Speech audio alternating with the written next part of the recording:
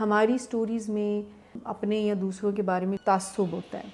دیکھیے، پہلے تو ہمیں یہ ازیوم کرنا پڑے گا، یہ فرض کرنا پڑے گا کہ ہم دیگر انسانوں کی طرح تعصبات سے پاک نہیں ہیں. ٹھیک. ہمارے ذہن میں بہت فلٹرز ہوتے ہیں، ہم لوگوں کے طرز عمل کو ان فلٹرز میں سے گزار رہے ہوتے ہیں. تو دوسرا طریقہ یہ ہے کہ ہم اپنی کہانی کو چیلنج کرتے ہیں.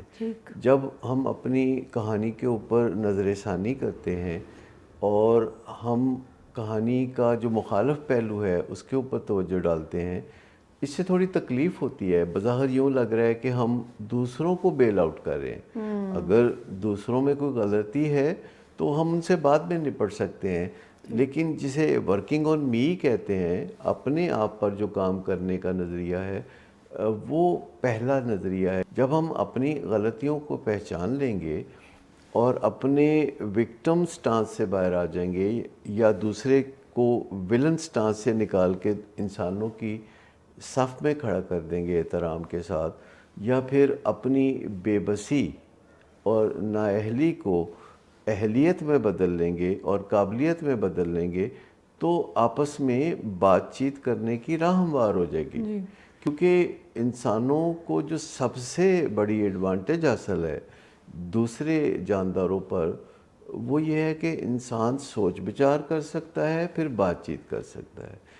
انسان جو ہیں وہ بات چیت سے اپنے مسائل بہت آسانی سے حل کر سکتے ہیں.